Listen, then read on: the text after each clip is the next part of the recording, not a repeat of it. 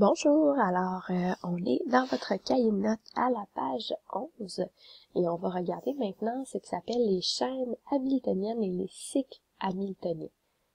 Alors, comme on a vu au dernier cours, je vous avais parlé des chaînes et cycles eulériens et là, je vous avais fait mettre en fluo la lettre R pour penser aux arêtes. Ben, cette fois-ci, avec les chaînes et les cycles hamiltoniens, c'est la lettre M qui est importante. Pourquoi? Bien parce que là, cette fois-ci, au lieu de se concentrer sur les arêtes, on va se concentrer sur les sommets lorsqu'on est dans les chaînes hamiltoniennes et les cycles hamiltoniens. Alors, une chaîne hamiltonienne, qu'est-ce que c'est? C'est une chaîne simple qui va emprunter une seule fois tous les sommets d'un graphe connexe.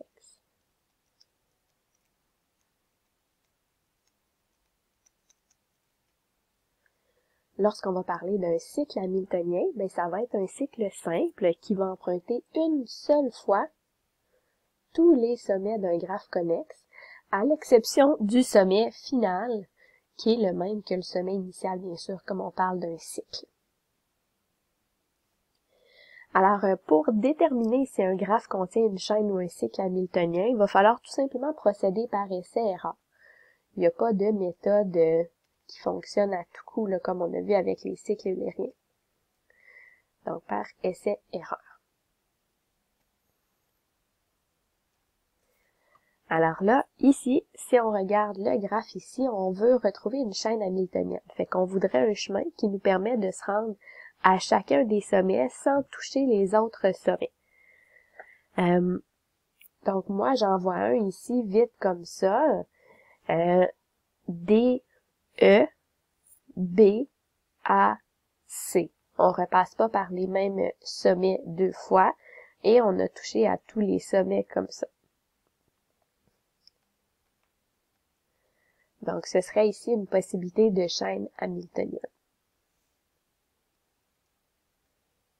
Exemple numéro 2, on rechercherait un cycle hamiltonien ici, encore une fois, qui passe par chacun des sommets une seule fois. Fait que ça, comme je vous dis, c'est vraiment de l'essai-erreur.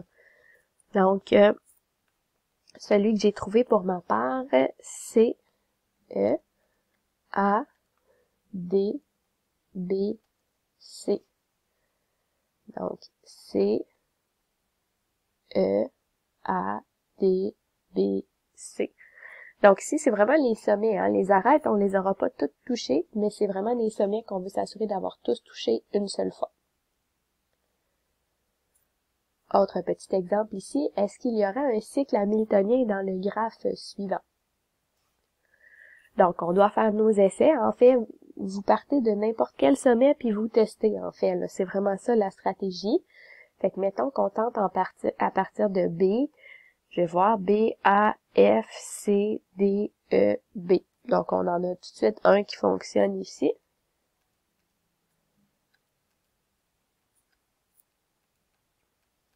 Alors, voilà un cycle hamiltonien pour le graphe suivant. On pourrait probablement en faire un avec les sommets C, F et E du même principe aussi. Hein, par exemple, E, D, C, F, A, B, E. Donc, ça fonctionnerait. Et là, on va se rajouter des petites notions dans le bas ici. Deux petits points supplémentaires à s'inscrire. Fait qu'on va se le mettre ici.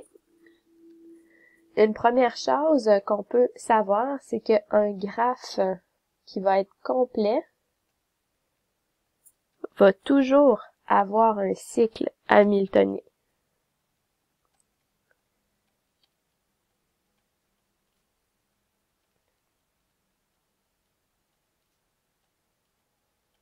Donc, première petite notion, hamiltonien. Deuxième petite information qu'on se rajoute, un graphe avec un sommet de degré 1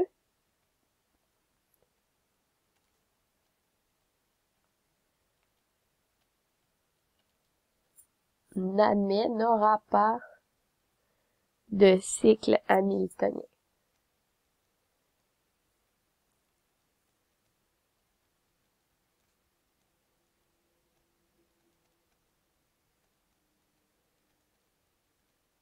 Donc, c'est peut-être assez évident pour vous ici, là. Mettons qu'on vient juste se faire un petit graphe qui pourrait représenter la situation ici.